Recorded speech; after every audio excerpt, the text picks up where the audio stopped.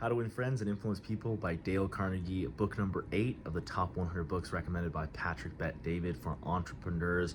What incredible book. Again, I read this when I was 16 or listened to it on an audiobook, free on YouTube. One of those things that you find and you just go ahead and take a listen to it. And it was an incredible book then, but having it in my hand has yet again proven a great resource with the many different tips on how to influence people in sales, in friendships, in relationships, as well as how to master the art of changing people's minds and basically being very tactful about such things. What an incredible book. I think it was written in the 1940s, so it's very dated. A lot of references are dated, but they have updated it in the years since, but still an original book that I think everybody should get into.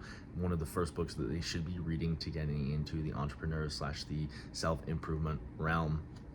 A lot of quotes, a lot of highlighting I did in here, and I definitely enjoyed reading it a second time. So what an amazing book. I completed this in the 3 days it was required to read it, to stay on track with 100 books in a year. So awesome.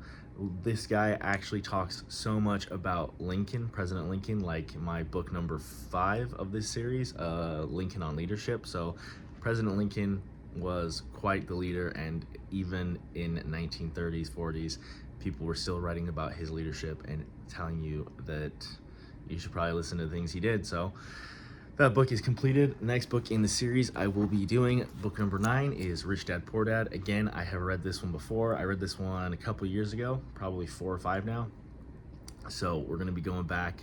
This one is one of probably the most famous books, the original Rich Dad Poor Dad by Robert Kiyosaki. So I have to read this one in 2.23 days. So let's go ahead and jump into that one. See you guys then.